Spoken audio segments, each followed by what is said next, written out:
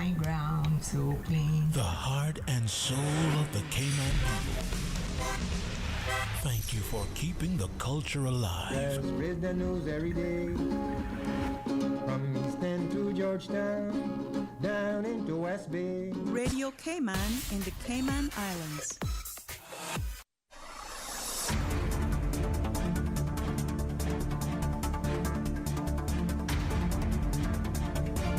Live from Radio Cayman Studio, this is Money Sense, bringing an informed financial perspective to the Cayman community. A very good morning and warm welcome to Money Sense. I'm Simon Caudry and I'm delighted to be joined by Kevin Surace. Kevin is a technology innovator and entrepreneur with a recent focus on artificial intelligence. Kevin was also recently at the Cayman Royal Fidelity Economic Outlook Conference presenting on the theme of technology and artificial intelligence. So Kevin, a very warm welcome to you this morning and thank you for joining. Well, good morning, Simon. I'm so happy to be here with you. Well, look, artificial intelligence I started off by saying as an introductory point about you. It seems to me as though AI is on everyone's mind. One can't read a news article, watch a TV show, or even have a beer with friends without someone bringing up NVIDIA, without someone bringing up how much money is being made in AI, without someone bringing up the opportunities in AI. Are we in sort of the 1998, 1999 era of dot-com bubbles for AI, or is this hype real? The hype is both real and probably too far accelerated. So I think when we go back to the internet boom, of which I was a part of at the time. Were you the cause of it? Is this what I was the cause. No, I was not the cause. But you know, we got overexcited about the opportunity, and then everything pulled back, and then we got unexcited, and then the real money was made. And this happens in every market. So there's this curve. The Gartner put out actually many, many years ago, and it's called like the hype cycle. And so everything gets hyped, it gets a little overhyped, and then you go on this trough of disillusionment, and then you come out the other side. So the internet was real technology. And everyone's using it now as part of their day-to-day life. It's ubiquitous. It was real technology. It actually deserved all the attention it got. However, too many companies raced out with too few features and too few things that would last the test of time, right? But some things did. You know, Google grew and Microsoft ended up really growing and Amazon really grew, right? Whatever Amazon was worth in 2000 or 2001 at the bottom, we wish we had bought every single share. Although, perhaps taking the flip side, the pioneer of the search engine was the Netscape. And they are no longer in existence. They are no longer in existence, right? Is NVIDIA going to go that sort of path? That's the right company, but there will be companies that exhibit that. Well, so NVIDIA's got a lot of attention right now because they're worth, as we sit here, over $2 trillion, right? And they went from 500 billion to 2+ trillion, and that seems untenable. I think 2+ trillion is worth more than the entire semiconductor industry outside of NVIDIA.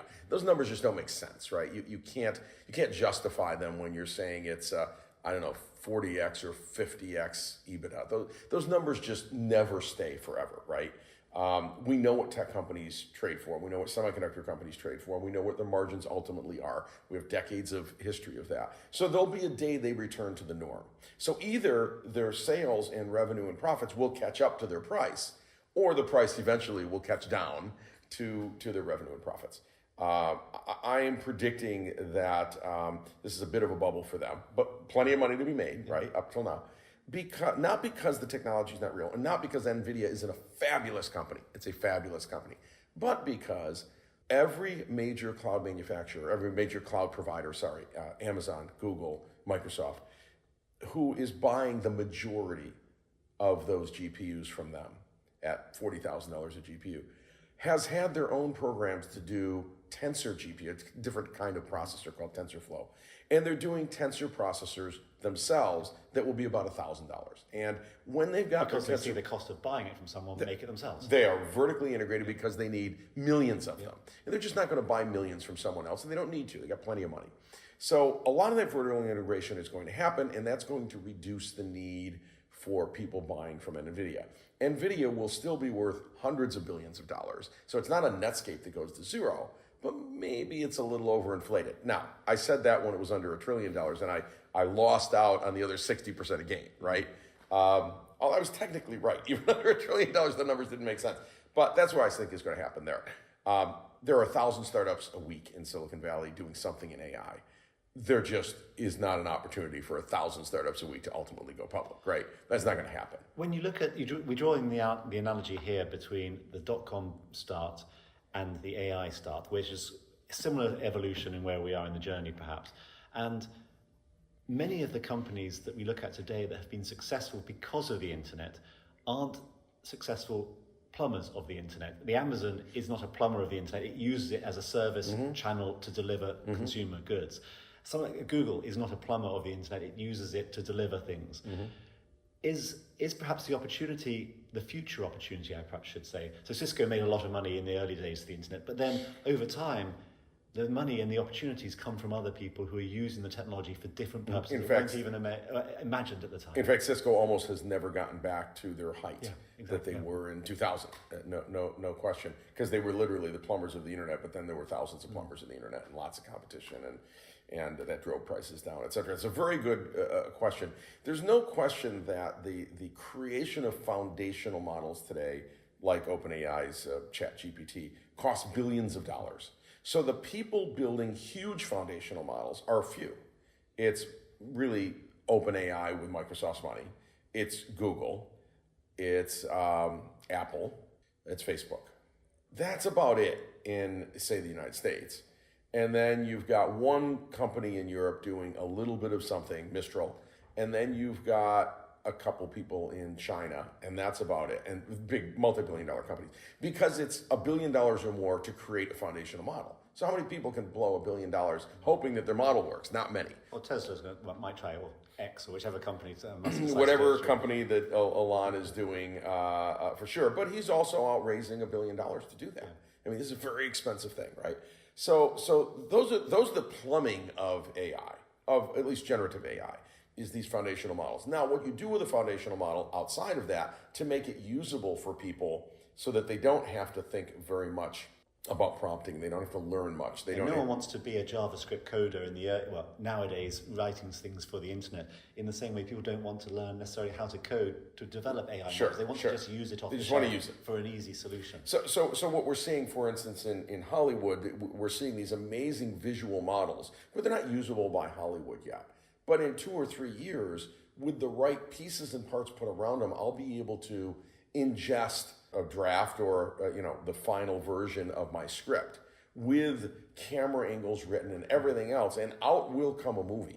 This will happen in a handful of years, and we're working with technology companies today. I am that are doing that. Now, they're not building the foundational models, but they're leveraging 5 or 6 different foundational models for different uses throughout all the different scenes to make all of that come together. This is fascinating. It means I may be able to make a movie not for $100 million, but for $100. That is transformational to any marketplace. Now, it's scaring people in Hollywood that go, I'm a visual artist, and I used to get $10 million, me and my shop, to develop these amazing CGI effects. And, these AI models are showing that I can do that same CGI effect for $1. Which is ridiculous, right? So these are market transforming techniques and technologies that we're going to find all kinds of uses for over the coming years. There'll be a lot of people who listen to that and say, well, that's Hollywood. There's lots of things that are unique about Hollywood, but AI, it's not going to touch my day-to-day job. Sure it is. They're going to, okay. So that's a challenge, isn't it? Great. What's going to affect the average person who's working in a supermarket, or the average person who's working in a petrol station or gas station? And what are the examples? Well, let me give you an example of marketing, because every company has marketing people. So that's not the people in the front line of the supermarket, but people at the supermarket have their marketing, right? So if I'm in marketing, one of the things I've been doing for 20 years or 10 years or 15 years is writing blog posts and writing advertisements that go on the web, right? That's what I'm doing a lot of that in marketing, right? And I've got content developers and content writers and researchers and all of that. And I may have outside people who do that work for us. And on average, a blog post for a company, of which they might do one a week, could cost upwards of $1,500 US, like real money. Today, we can have Gen AI generate blog posts in 20 seconds. Now, it's your idea. You're going to spur the idea for what's this blog post and what's the next 51 to fill out the year. And you're going to edit it. But you have it in seconds. In seconds. That, again, is market transformational. If I am in marketing and that's part of my job, instead of spending 52 weeks writing 52 blog posts. I probably did all 52 this week, and I have 51 weeks left. More vacation, perhaps. That might be good for the Cayman Islands. People are spending more time on the beach. There you go. So there's a positive of it. But another thing that Cayman has a plethora of, whether there's too many or too few, that's for other people to make their own judgment call. Lawyers. Mm-hmm. That's an interesting one to me. I'm not a lawyer, but a lot of what lawyers seem to do, and I don't mean to diminish the profession, is quite repetitive. It's taking a similar document, tweaking certain elements of it, and a generative, by definition, model seems like it should be able to do a lot of what the legal profession does. We've done studies on this. Stanford did a great study on, for instance, NDAs, non-disclosure agreements, because lawyers work on these every day. They probably have 10 a day that come into some, whatever. And it turns out that AI can analyze an NDA in a matter of seconds and find far more things than a human lawyer would, far more issues if there are any issues, and do so for about a penny. So that's a good example of, a contract review. So contract reviews for sure, but even legal cases, taking cases to court, lawyers now are using generative AI to learn perhaps what are some other cases I should look at. Now, generative AI can come up with fake cases, but what are the real cases that I can look at that give me an indication of how I can help win this case? And then the advice they're getting is better than they could have gotten from any legal researcher. So it's changing their job, arguably making them 2 or 3 or 4 or 5 times more productive, which means we probably need 5 times less lawyers, and some of your listeners will think that's good. Again, I'm not making a judgment call. I'm not making a judgment call. I just said some listeners and other listeners will think that's bad. I remember, I'm just about old enough to remember some of the strife that went on in the UK in the late 1970s, 1980s. With the coal miners. This will come to a question. The reason it became strife-ridden was because a lot of people were working in the coal industry, and suddenly coal was a product that wasn't any more demanded. Mm-hmm. The world had moved on. Are we going to have whole swathes of people who are going to be socially disruptive because their job has completely, simply put, disappeared? Yeah, here's the interesting thing. Tasks are going to go away, which will drive down the cost of goods and services, which will drive up the need for jobs. So this is what we've done in automation throughout history, right? From the wheel to Excel to the computer to internet, right? If you notice, there are more jobs available, at least in developed countries, than there have ever been, and we don't have enough trained workers, and yet we have more automation than we've ever had. This is a fascinating thing. It's a long talk. We could spend 2 hours on this, but let me summarize. If you are tier 1 customer support, and what you do is answer the phone. By the way, you're probably in India or Thailand or somewhere else. You're probably not here in the Cayman Islands. Actually, quite a lot of them are in Jamaica. Jamaica's setting up itself as a English-speaking hub for exactly Absolutely. Those tier 1, the first calls that come in, are in grave danger. Now, they've been in a little bit of danger just because simple chatbots on the web, but now they're in great danger because virtual assistants can answer the phone, train on your data and your FAQs. They are better at answering the questions accurately than humans, and you basically pay them about 1/1000th of the cost of a human. And so there's a company that just in the last few weeks eliminated 700 people in customer support offshore and went to full virtual assistants. The customers are happier. The cost went down 1,000x. Yeah, those people are out of jobs. So there are some of these, I can give you 1 or 2 more, that absolutely, those jobs are going away, and you should start to upskill today. Kevin, we're going to take a very brief break, but for our listeners, do rejoin us in 1 minute as we continue our conversation on some of the things AI is doing, but also hopefully some of the solutions for humanity in terms of how to use and how to respond to it. So join us again in 60 seconds. Hi, I'm Kathy Miller. Join me on Radio Cayman's Business Buzz every Tuesday and Thursday from 7:30 to 9 a.m. and the second and fourth Thursday of each month from 8:15 to 9 a.m. Radio Cayman's Business Buzz. If you're a business owner or part of one, Business Buzz is your source for the latest initiatives, developments, and varied viewpoints from the local business landscape. Be part of the Business Buzz with me, Kathy Miller, every Tuesday and Thursday morning on Radio Cayman. The Business Buzz. This is Money Sense, bringing an informed financial perspective to the Cayman community. Brought to you by the CFA Society Cayman Islands. And now, more money sense. Welcome back to Money Sense, where I'm joined this morning by Kevin Surace, and we're having a discussion about technology and AI in today's world. Kevin, before we took a break, you were leaving me with the distinct impression that there might be jobs disappearing and that some people's careers, frankly, have no prospect because they entered a certain career and AI can do that, almost all those jobs better. So what do we need to be thinking about from a training perspective as individuals at whatever stage in our career or lives in order to be able to be more responsive? There were people, we talked about the coal miner example, who simply weren't able to retrain in any other thing because they'd spent 30 years of their life literally breaking coal off the coal faces. Learning coding skills, learning things like that, these are difficult things for a lot of people. Well, learning coding skills would not be one of the things I would recommend today. And the reason for that is we've already got AI. And in fact, every month or so, we've got a better AI model that comes out and writes code these days as well as a human can for lots of applications. We are going to be at a day, any day, very soon, months or a year or two, where much of the code, like games or even code that we want in a mobile application or website or web application, if we can describe it in English, the code generator will write it, generative AI, right? This is amazing. We didn't think we'd get to a point where, I didn't think I'd see it in my lifetime, where AI could write code, but it's writing code. Now, what does that do? It means that now there are billions of coders because you can code in your own language. Think about what a coder does. A coder goes to school to learn a programming language, which is not their own language. They learn a brand new language. Might as well be learning French or Spanish or something, but they're learning Java or Python or Rust or whatever's popular next week, right? That's what they're doing. And they're learning the syntax of that language and they're learning the logic of that language. How do I describe in, X few characters what to do next, right? What's the logical flow? If I can describe that in English and I say, I need a game, and this is what I needed to do. Or I need an application that when I turn on my TV, it does this and it does that and it makes the coffee and whatever. And the thing can write it for me, writes it in code that I never have to worry about and says, it's done, here's the button. That's what we've always wanted.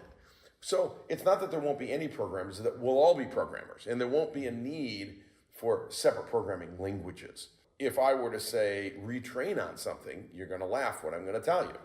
What I'm going to say is retrain on certain physical skills that are going to be very hard to reproduce with AI and robotics, such as plumbing, HVAC repair, certain aspects of construction. And the reason is these are filled with noise. They're very hard to train on. So think about plumbing. First of all, there's a shortage of plumbers worldwide because people haven't gone to trade school. And the second thing is I come into your house to fix your plumbing. You can only describe it to me in some way that says, I don't know, the sink backs up. It could be any of 100 things causing that, right? It could be right below the sink. It could be right inside the sink. It could be way down near the toilet. It could be near the outside of the house. It could, who knows, right? Lots and lots of things. First of all, it's got to be debugged. Second of all, I got to find my way through the house. Third of all, I got to find the pipes under the house. Fourth of all, then I got to snake it or clean it up, whatever, right? Then I got to get the parts, and this is rust, then I got to get a different part. Okay, yes, we could build a robot to do that. It would cost $100 billion. Nobody's going to bother, right?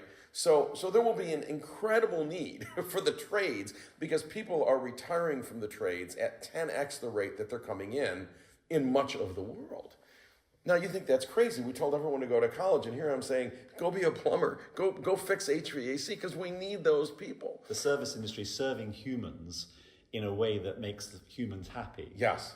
Is going to be more important. Chefs are going to be incredibly more valuable. As you say, HVAC engineers and all the rest of it, because they are making things that we are physically in need of and fixing. Physically in need of fixing and are hard for a robot to do. I do believe we will have kitchen robots that can cook for us in the coming decade or so. And that's because the kitchen is a fixed place. It can train on your kitchen, and it happens to be a kitchen is designed for humans, right? So, that are X tall and X wide and everything else.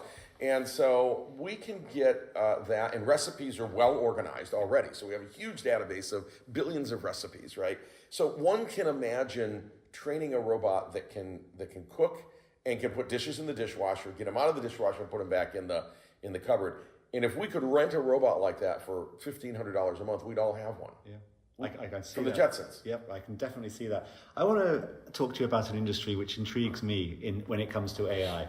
And I'll introduce this in this way without saying what it is. I think you'll get what it is. There's one industry which it has a system whereby humans have to know, are assumed to know an awful lot, and then when you go and speak to that human, you find that actually they don't know very much in depth. So I'm talking about medicine, obviously. You go to your general practitioner. I thought you were talking about keynote speakers. Obviously, no, good.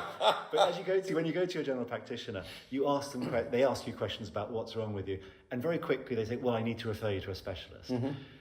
Isn't the whole medical industry ripe for transformation? Yes. Because it's based on a system which is probably developed in the 1800s in many respects. Mm-hmm. It hasn't really changed an awful lot. It's still human. This doctor is supposed to know much better than you yourself what's wrong with you, but they are not experiencing the symptoms, and you've got to describe them. If you describe them badly to a doctor, it's the same as describing them badly to an AI, yet an AI has a whole infinite ability to scour every source to find you suggestions. Instantly. Yeah. We've been talking about this for more than a decade, but it is starting to happen. And it's going to first happen where the AI is going to augment your doctor everywhere. So picture analysis, moles analysis and things like that. In fact, you might first see the AI, and the AI asks you a series of questions. What's wrong? What did you come here? Most people go to WebMD and get told they're going to have cancer. Well, that's right. And then they run to their doctor. Yes, exactly. But people have all kinds of symptoms, and we all have heard about the horror stories of someone's had the following symptoms and they went to their doctor and they said, well, I looked online and it's something disease. No, I've never heard of it. That's impossible. 9 months later, 1 million tests, they finally test for that and find out, gee, we're right. Dr. House isn't everyone's GP. The problem you have in a doctor is human. Yeah. And the doctors went to school. They're very smart. They learned what they learned in school. They pick up some things, obviously, as they're treating patients. But there are, millions of diseases, let's say, for lack of a better word, right? Millions of diseases that someone can have, or disease equivalents, or ailments, or whatever it is. And I don't know, can a doctor know 1,000, 2,000, the most common? But not millions. That's impossible. But AI knows all millions. And in fact, a brand new research paper came out 1 minute ago that the AI already scanned and says, this is interesting. This might overlap because we've seen 5 other cases and this is where we saw them. And did you travel to Boston? I did travel to Boston. Especially with the increasing prevalence, presumably, of genetic analysis. So everyone, a lot of research is suggesting that people's diseases are highly correlated to the genetic makeup of them. Some of them are, yeah. And then you go to a doctor and they never ask you, because they haven't got the capacity to digest. They weren't trained on anything with DNA. Yeah. It's actually, in fact, they have no access to your DNA. Exactly. If you got your DNA, it's because you went to 23andMe or Ancestry Ancestry so or much whatever. Security, except when it's hacked. But it's wrapped up in so much security, no one else has access to it anyway. That's right. They can't get it and they wouldn't understand it. And so, again, this isn't a knock on doctors. And we will want doctors in our lives because they are sympathetic and understand us and can talk to us, etc. But I am certain in the next decade, we're going to find that every smart doctor has augmented their practice with an AI. That you walk in, you work with the AI. The AI is now going to not tell you, but tell the doctor, test for these 5 things. In fact, run these 5 tests. And in fact, 2 of those tests, the doctor's going to say, I would have never run that. I've never even heard of that test. Okay, I'll send you for blood work on test AZ4. No, I don't even know what it is. I'm going to send them. And what you find with generative AI is it is already great for any job you're in, virtually any job, to give you advice. So I could say, even today, if I were you, if I were Simon, I could have said, hey, what are the 10 questions I should ask this guy? And you might have thought of 8 of them yourself, but 2 of them you go, I wouldn't have thought of that. This is super interesting.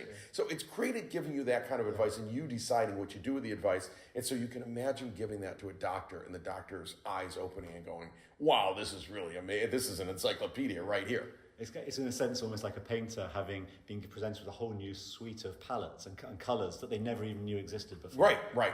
Exactly. And a doctor's going to see that with every patient. With every patient. Yeah. So I can't wait to be treated about that. And by the way, there's just in the United States alone, I think it's 440,000 accidents that happen on the operating table every year from doctors because they're human and their hands aren't perfect. When we go to full robotic operations, fully robotic, where there's not a doctor in charge, they just push the button and it goes, you're going to see that 440,000 number go down to, I don't know, a few thousand, something like that. I've got 2 questions for you. One I think is quite a simple one. We're talking, you mentioned full robotics. The image that conjures up for a lot of people is a Terminator. And they go, well, full robotics with people with learning. Is that an image that you see in the future? Not at all. We are certainly developing humanoid robots, but not superhuman robots that are ridiculously much stronger than us. In fact, building a robot that is about the size of a human, it's hard enough to get them to anywhere near the strength of a human, as it turns out, for a whole bunch of reasons. It turns out when you try to make them much stronger than humans, they want to tip over. I mean, humans are built to be X strong to lift X amount.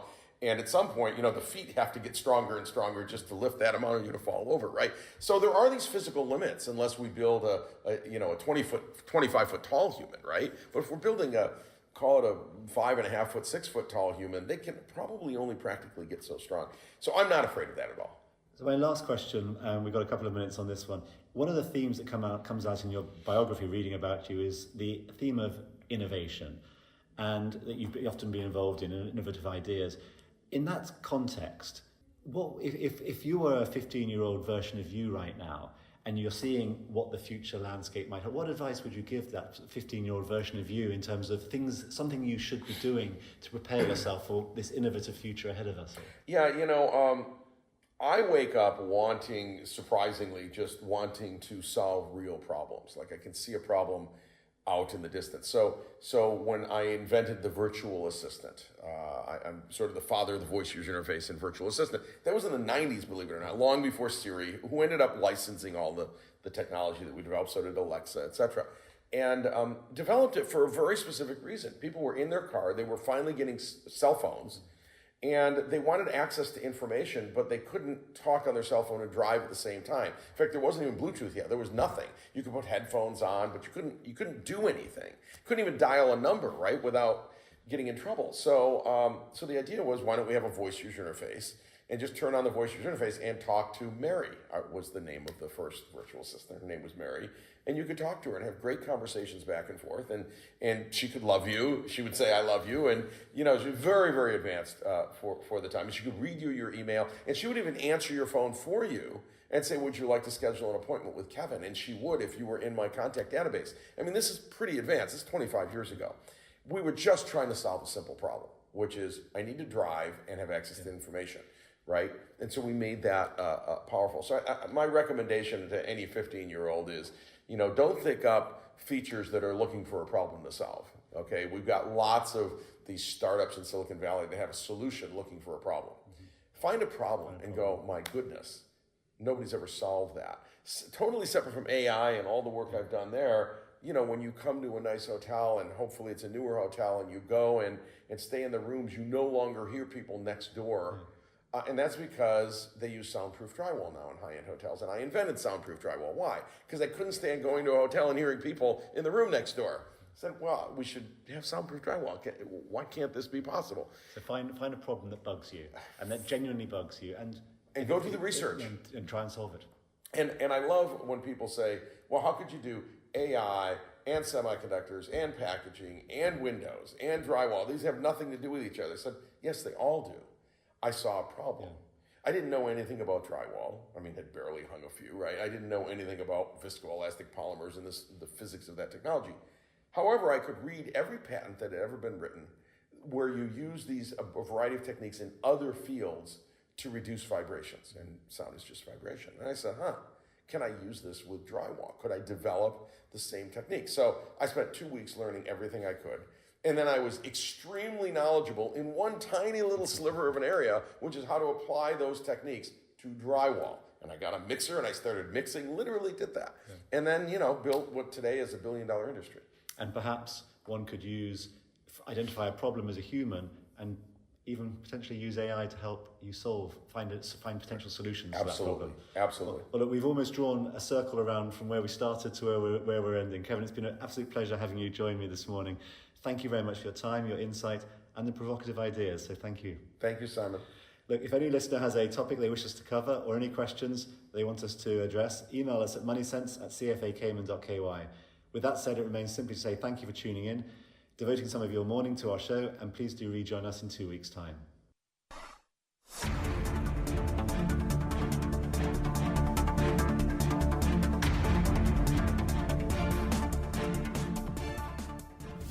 The voice of the Cayman